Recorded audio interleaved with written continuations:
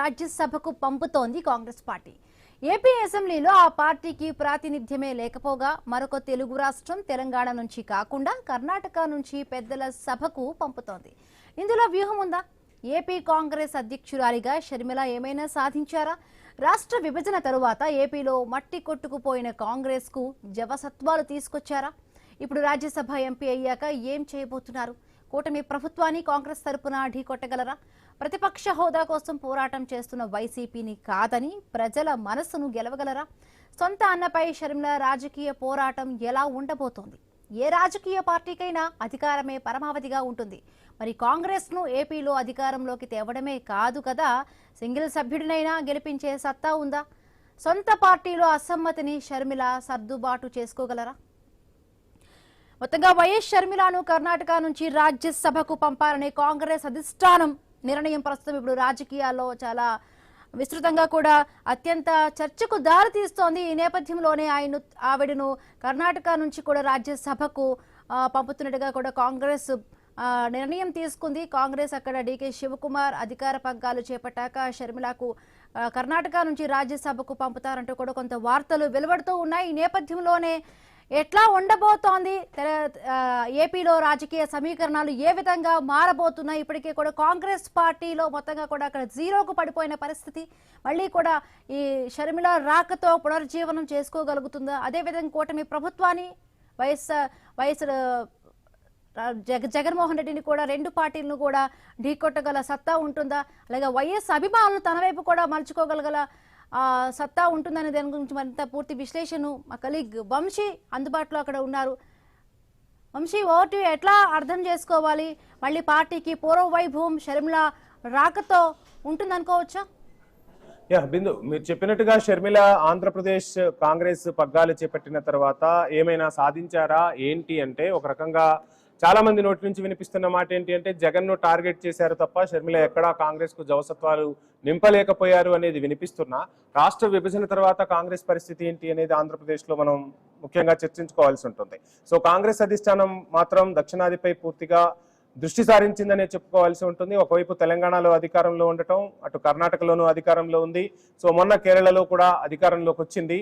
ఇక తమిళనాడులోనేమో ప్రభుత్వంలో పాలు పంచుకుంటున్న పరిస్థితి. దక్షిణాదిపై పూర్తిగా పట్టు బిగించాలి అంటే ఆంధ్రప్రదేశ్లో కూడా అంతో ఇంతో తన ప్రభావాన్ని చూపించుకునే పరిస్థితికి రావాలని కాంగ్రెస్ అధిష్టానం గట్టి నిర్ణయం తీసుకుంది. షర్మిలను అంటే రాజశేఖర్ రెడ్డి బ్రాండ్ అనేది ఇప్పటికీ ఆంధ్రప్రదేశ్లో ఉంది. ఆ బ్రాండ్ను ఉపయోగించుకోవాలి. ఆ ఓట్లు ఏవైతే జగన్ వైపు వెళ్లకుండా ఉన్న ఓట్లు ఏవైతే ఉన్నాయో అవి కాంగ్రెస్ వైపు చూసేలా, కాంగ్రెస్ వైపు మలుచుకునేలా షర్మిల వ్యూహాలు పన్నాల్సి ఉంటుంది అని చెప్పి షర్మిలకు పార్టీ పగ్గాలు అప్పగించారు. కానీ పెద్దగా మార్పు కనిపించిందా అంటే కాంగ్రెస్ అధిష్టానం ఆ అంశంపై కూడా దృష్టి సారించింది. ఒక పదవి ఇవ్వటం ద్వారా, అంటే షర్మిలను రాజ్యసభకు పంపడం ద్వారా ఎటువంటి సంకేతాలు ఇవ్వబోతున్నారు అంటే, ఆంధ్రప్రదేశ్ పై కాంగ్రెస్ అధిష్టానం దృష్టి సారించింది. ఆంధ్రప్రదేశ్ లో కాంగ్రెస్ ప్రభుత్వం రావాలని కోరుకుంటుంది. ఇక నుంచి అంటే జరిగింది మొత్తంగా రాష్ట్ర విభజన తర్వాత జరిగిన నష్టాన్ని ఇప్పటి వరకు కూడా ఆంధ్రులు ఆక్రోశం వెళ్ళగక్కుతూ ఉన్నారు కాంగ్రెస్ ను.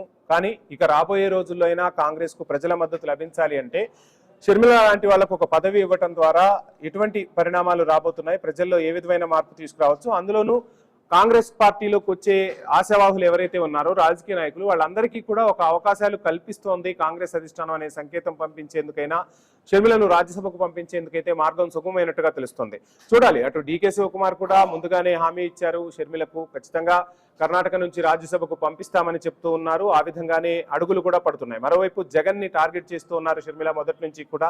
సో ఏమవబోతుంది అంటే, రాజ్యసభకు వెళ్లటం ద్వారా ఇంకా దూకుడు ప్రదర్శించబోతున్నారా, లేదంటే ఢిల్లీ రాజకీయాలకే పరిమితమవుతారా, ఏమైనా మార్పులు చేర్పులు ఉండబోతున్నాయా ఆంధ్రప్రదేశ్ పిసిసికి సంబంధించి? ఈ అంశాలన్నిటి గురించి మనం మాట్లాడే ప్రయత్నం చేద్దాం. ఈ అంశానికి సంబంధించి మనతో మాట్లాడేందుకు ఉప్పలపాటి శ్రీనివాస్ చౌదరి గారు, తెలుగుదేశం పార్టీ నాయకులు జూమ్ లో సిద్ధంగా ఉన్నారు. ఎల్ఎం మోహన్ రెడ్డి గారు, వైసీపీ అధికార ప్రతినిధి జూమ్ లో సిద్ధంగా ఉన్నారు. షేక్ బాజీ గారు, కాంగ్రెస్ అధికార ప్రతినిధి జూమ్ లో సిద్ధంగా ఉన్నారు. ముందుగా మోహన్ రెడ్డి గారు, శ్రీనివాస్ చౌదరి గారు, బాజీ గారు నమస్కారం. నమస్కారం అండి. సురేంద్ర నాయుడు సురేంద్ర నాయుడు గారు, సురేంద్ర నాయుడు గారు నమస్కారం. ఎలా ఉన్నారు? బాగున్నాం సార్, మీరు బాగున్నారా? బాగున్నాను సార్, బాగున్నాం. రైట్, మోహన్ రెడ్డి గారి నుంచి మొదలు పెడదాం. మోహన్ రెడ్డి గారు ఎలా చూస్తున్నారు? షర్మిలను రాజ్యసభకు పంపిస్తూ ఉన్నారు ఏంటి? మొత్తంగా డీకే శివకుమార్ తో జగన్ కూడా ఈ మధ్య టచ్ లోకి వెళ్తున్నట్టుగా తెలుస్తుంది, ట్రబుల్ షూటర్ తో. ఏంటి ప్రతిపాదన మీదేనా? షర్మిలను ఆంధ్రప్రదేశ్ రాజకీయాల నుంచి ఢిల్లీకి పంపించేందుకు ప్రతిపాదన ఏమైనా వైసీపీ చేసిందా? షర్మిలను తట్టుకోలేకపోతుందా వైసీపీ? వంశీ గారు, యా మీకు బాజీ గారికి, సురేంద్ర నాయుడు గారికి, ఐటీవీ ప్రేక్షకులకు అందరికీ పేరు పేరున హృదయపూర్వకంగా నమస్కారం అండి. ఇప్పుడు షర్మిలమ్మ ప్రభావము పార్టీ తెలంగాణలో పెట్టినప్పుడు ఎంతో కొంత కనపడుతుందేమో అనుకుంటే అక్కడ ప్రభావం కనపడలేదు. ఆ ప్రభావంతో పాటు పార్టీని క్లోజ్ చేసుకుని వచ్చేసి కాంగ్రెస్ పార్టీలో ఏపీలో చేరింది. ఏపీలో చేరిన తర్వాత ఎంతో కొంత కాంగ్రెస్ పార్టీ లక్షణాలు ఏమన్నా ప్రదర్శిస్తుందేమో రాజశేఖర రెడ్డి బిడ్డగా అనుకుంటే కాంగ్రెస్ లక్షణాలు కాదు. ఇక్కడ తెలుగుదేశం పార్టీకి ఎక్కడ అవసరం వచ్చి అక్కడ ఉపయోగపడుతుంది తప్ప కాంగ్రెస్ పార్టీ పరంగా ప్రతిపక్ష పార్టీ పరంగా ఎక్కడే పనిచేసినట్టు కనిపించిన సందర్భాలు లేవు. ఇప్పుడు ఆంధ్రప్రదేశ్ లో జగన్మోహన్ రెడ్డి గారు అధికారంలో ఉన్నప్పుడు ఆయన తిడుతూ వచ్చారు, అధికారం పోయిన తర్వాత ప్రతిపక్షంలోకి వచ్చిన తర్వాత ఆయన తిడుతున్నారు. రాష్ట్రంలో ఇన్ని సమస్యలుంటే ఈ సమస్యల పైన స్పందించి మాట్లాడాలనే ఆలోచన వదిలిపెట్టేసి ఆమె ఎప్పుడు జగన్మోహన్ రెడ్డి గారిని టార్గెట్ పెట్టి మాట్లాడుతుంది. ఇప్పుడు ఈ గతంలో మేము అధికారంలో ఉన్నప్పుడు ప్రతిరోజు ఇసుక మాఫియా అనేవాళ్ళు.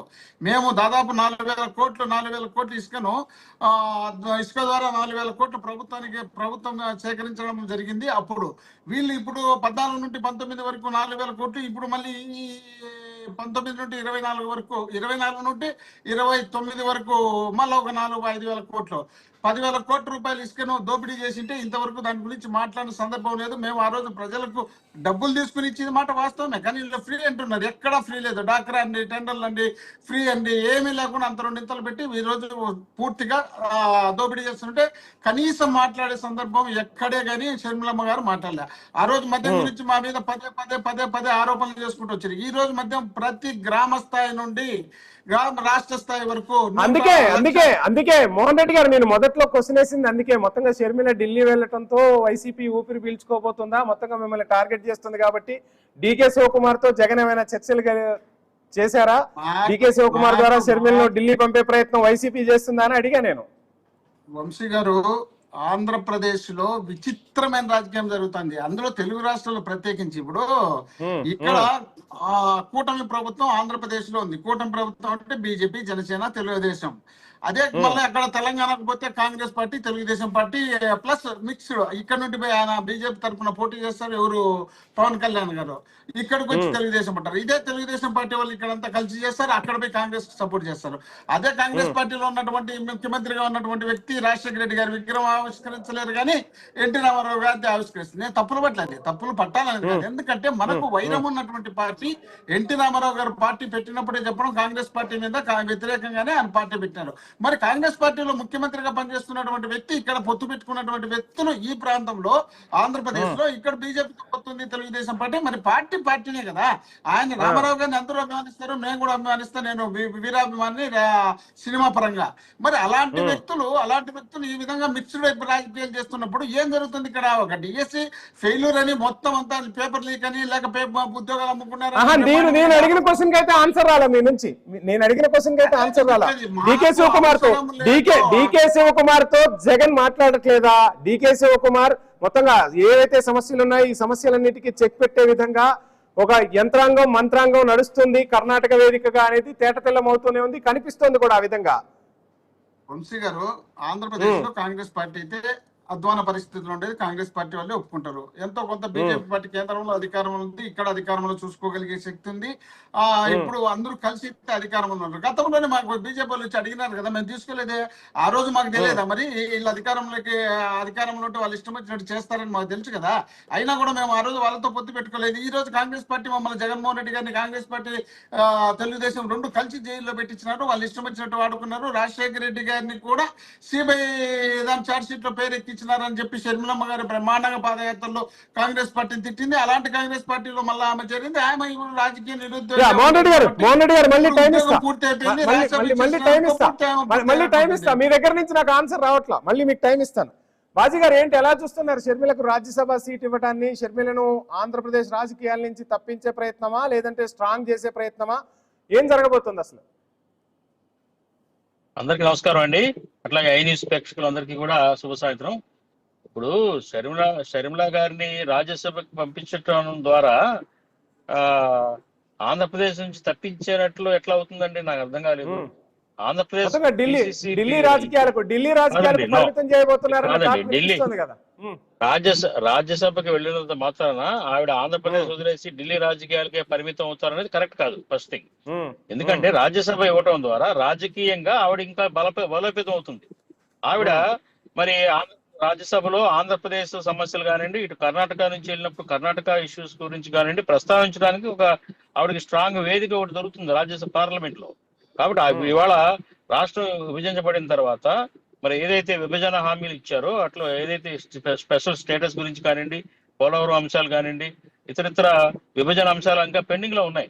స్పెషల్ స్టేటస్ అయితే బీజేపీ ప్రభుత్వం వదిలేసింది గాలికి. అది ఆల్రెడీ ఇప్పటికి కూడా మేము అప్పుడప్పుడు మాట్లాడుతూ ఉంటారు షర్మిలారెడ్డి గారు ఆంధ్రప్రదేశ్ స్పెషల్ స్టేటస్ ఇవ్వాలని. ఇవన్నీ కూడా ఆంధ్రప్రదేశ్ వాయిస్ ని పార్లమెంట్ లో వినిపించడానికి ఒక అవకాశంగా భావిస్తున్నాం.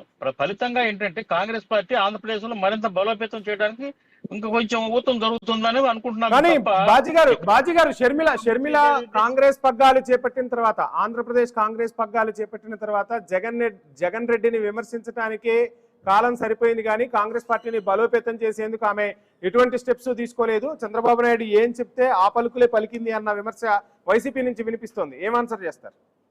వైసీపీ వాళ్ళకి అంతకంటే చెప్పడానికి ఏం సబ్జెక్ట్ లేదండి, అట్లా మాట్లాడతారు వాళ్ళు.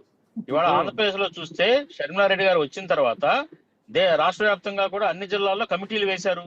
కొత్త కమిటీలు, కొత్త డిసిసి ప్రెసిడెంట్స్ వచ్చారు, మండల స్థాయిలో కమిటీలు వేశారు. అట్లాగే వీళ్ళు ఏం మాట్లాడతారండి, వైసీపీ వాళ్ళు చేసింది ఏంటి? వైసీపీ వాళ్ళకంటూ సొంత పార్టీ లేదు, వాళ్ళకంటూ సొంత క్యాడర్ లేదు, వాళ్ళ సొంత పార్టీ లేదు. అంతే కదా. వైసీపీ యువజన శ్రామిక పార్టీ, కాంగ్రెస్ పార్టీ ఎవరిదండి? అది ఎవరు రిజిస్టర్ చేశారు? ఎక్కడి నుంచి కాజేశారు?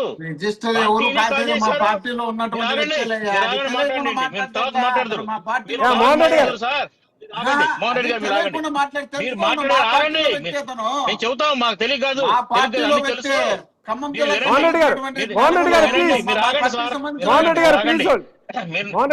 ఉన్న డిబేట్ అరగంట మీరు తీసుకుంటే ఎట్లా? మీరు మాట్లాడారు విన్నాను. కాదండి, మా పార్టీ వాళ్ళది కాదు, కేడర్ వాళ్ళది కాదు. వాళ్ళ దగ్గర ఉన్న కేడర్ గాని నాయకత్వం గాని మొత్తం కాంగ్రెసే కదా. ఎవడన్నా వీళ్ళు క్రియేట్ చేసుకున్న నాయకుడు ఒక్క పేరు చెప్పమనండి. పెద్ద నాయకులు గాని చిన్న నాయకులు గాని వీళ్ళు సృష్టించిన తయారు చేసుకున్న కేడర్ ఎవరన్నా ఉన్నారా? లాక్ నుంచి కేడర్ ని, నాయకత్వాన్ని వీళ్ళు నయానా భయానా ప్రలోభ పెట్టి లాక్కెళ్లారు. వీళ్ళకంతా సొంత పార్టీ లేదు, కేడర్ లేదు. ఇది ఇకపోతే ఇవాళ కాంగ్రెస్ పార్టీ షర్మిలారెడ్డి గారు వచ్చిన తర్వాత చాలా ఇంప్రూవ్ అయింది. చాలా సీట్లు గెలవలేకపోవచ్చు. పార్టీ నిర్మాణాత్మకంగా గ్రామీణ స్థాయిలో పార్టీ నిర్మాణం జరుగుతా ఉంది.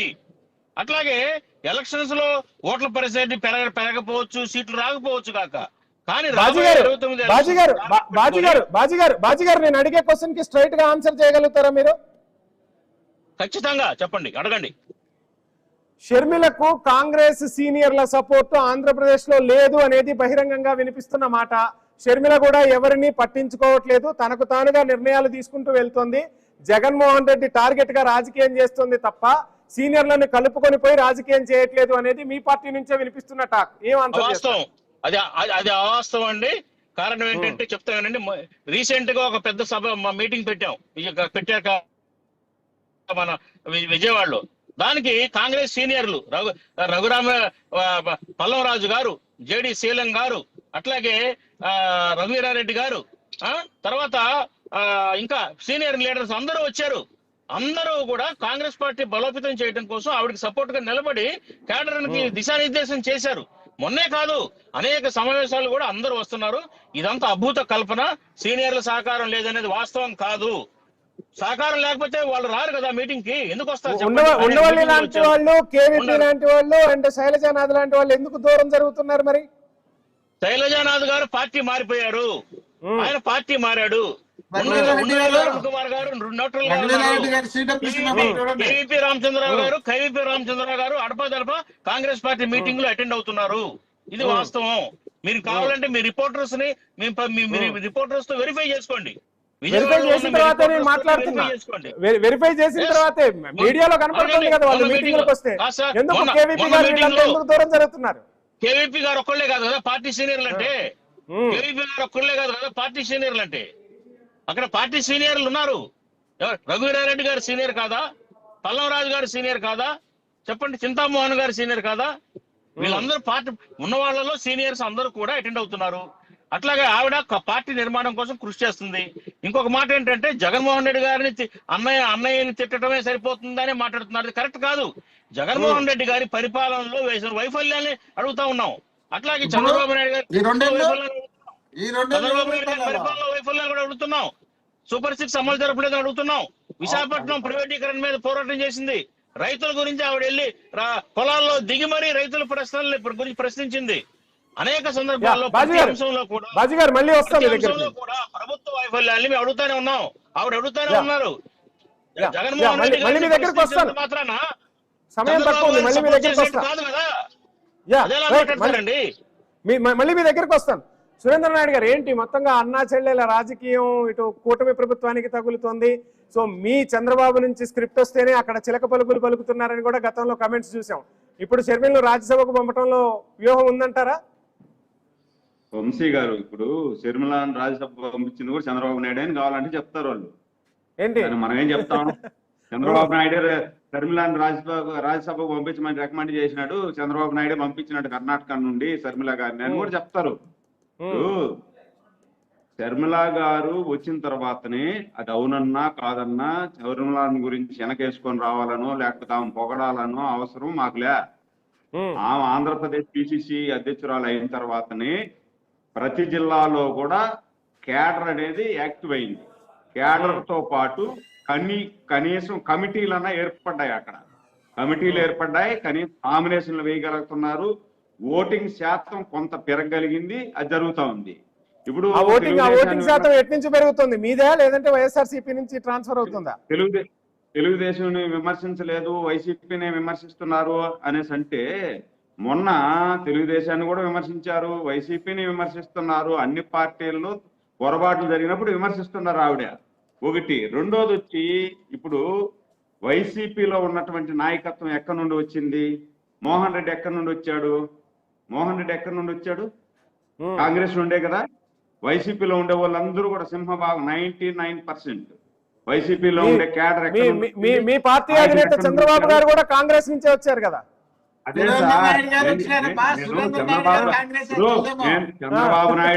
చంద్రబాబు నాయుడు గురించి మీరు అది అడగలేదు కాబట్టి నేను చెప్పలే. చంద్రబాబు గారి గురించి చర్చిద్దామంటే అది సపరేట్ పెట్టుకుందాం, దాని గురించి చర్చిద్దాం. షర్మిలాని గురించి చర్చిస్తున్నారు, వైసీపీనే చెప్తున్నారు అంటున్నారు. వైసీపీ క్యాడర్ ఎక్కడి నుండి వచ్చింది? ఆమె ఆ రోజు మీరు అధికారంలోకి రావడానికి ఆ అమ్మాయిని ఏ విధంగా వాడుకున్నారు? మీరు జైల్లో ఉండేటప్పుడు మీ పార్టీని నిలబెట్టింది ఆమె కదా. అన్న వదిలిన బాణం అని చెప్పి ఉమ్మడి ఆంధ్రప్రదేశ్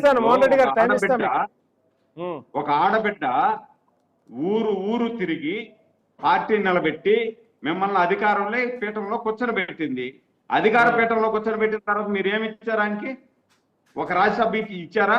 ఆమెకి ఇచ్చిన మాట నిలబెట్టుకున్నారా మీరు?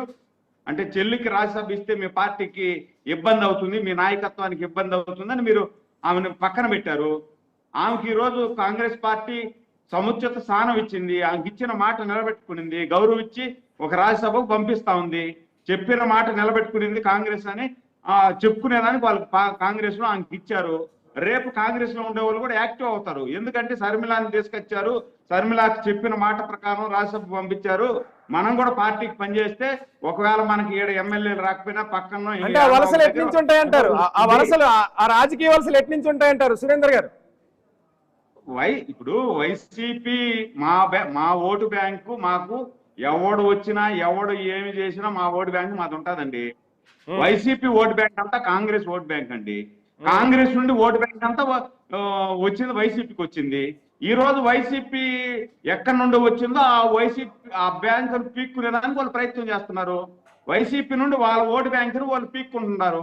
అంటే ఎక్కడ పుట్టి ఎక్కడ పెరిగారో మీరు ఇక్కడికే రాండి, అది మునిగిపోయిన పడవ, అది ఇంకా కోలుకోదు, 100 అడుగుల గొయ్యి తీసి తొక్కేశారు, ఇంకా లేదు వైసీపీ అనేది. మీరు రాండి, రాష్ట్రాన్ని డెవలప్మెంట్ చేసుకుందాము, కేంద్రంలో కూడా రేపు కాంగ్రెస్ పార్టీ బలంగా ఉంటుంది అని చెప్పి వాళ్ళు పిలుస్తున్నారు. వైసీపీ నుండి లాక్కుంటారు. అంటే వాళ్ళ సొంత ఓట్ బ్యాంకు, వాళ్ళ సొంత నాయకులు ఎవరైతే ఉండారో వాళ్ళని పుట్టిన స్థలానికి తీసుకొని పోయేదానికి ప్రయత్నం చేస్తున్నారు. మనం ఇక్కడ పుట్టాం, ఇక్కడ పెరిగాం, ఇక్కడికి వచ్చేసేయండి అని ప్రయత్నం చేస్తున్నారు. ఆ ప్రయత్నంలో షర్మిల ఏ మాత్రం సఫలీకృతం అవుతుందో వేసి చూడాలా. మీరు ఒకటి అడిగితే మా మోహన్ రెడ్డి ఇంకోటి చెప్తాడు.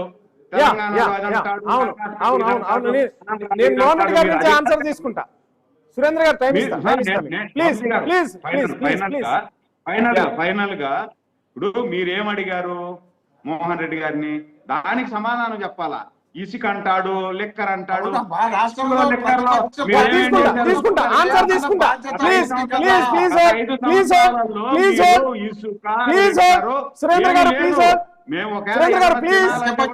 సమయం తక్కువ ఉంది. సురేంద్ర గారు ప్లీజ్ కోఆపరేట్.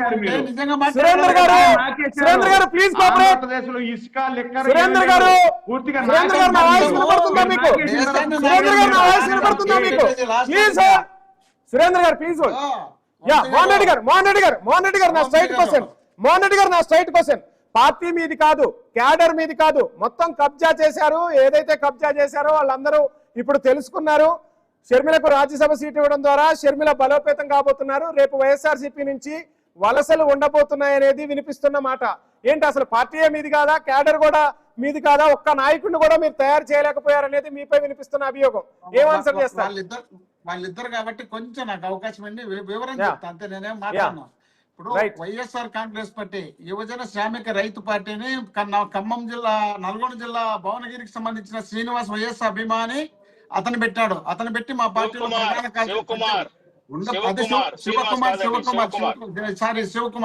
శివకుమార్ అనే క్యాండిడేట్ మా పార్టీ అభిమాని. అర్షాకు భయ్యా మళ్ళీ అర్చేట్లా. శివకుమార్ పెట్టిన తర్వాత మా పార్టీలో ప్రధాన కార్యదర్శిగా పనిచేసినాడు. రాష్ట్ర విభజన జరిగిన తర్వాత తెలంగాణ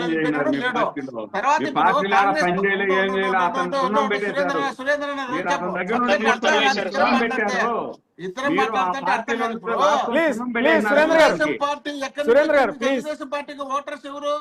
కాంగ్రెస్ పార్టీ ఓటర్స్ కదా. 20-30 సంవత్సరాలు కాంగ్రెస్ పార్టీ అధికారంలో ఉన్నప్పుడు తెలుగుదేశం పార్టీ పార్టీ పెట్టారు కదా. పార్టీ పెట్టిన తర్వాత పార్టీ లేక ఓటర్స్ వచ్చినారు అంటే మీ పార్టీ చెప్పండి.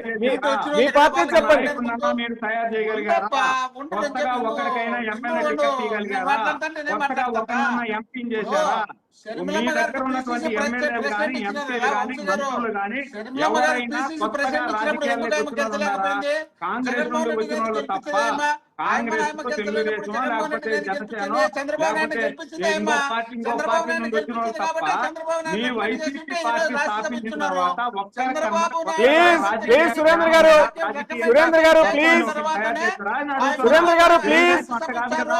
తెలుగుదేశం పుట్టిన తర్వాత తెలుగుదేశం చంద్రబాబు నాయుడు గారు రామారావు స్థాపించిన తర్వాత తెలుగుదేశం పార్టీ కాదు.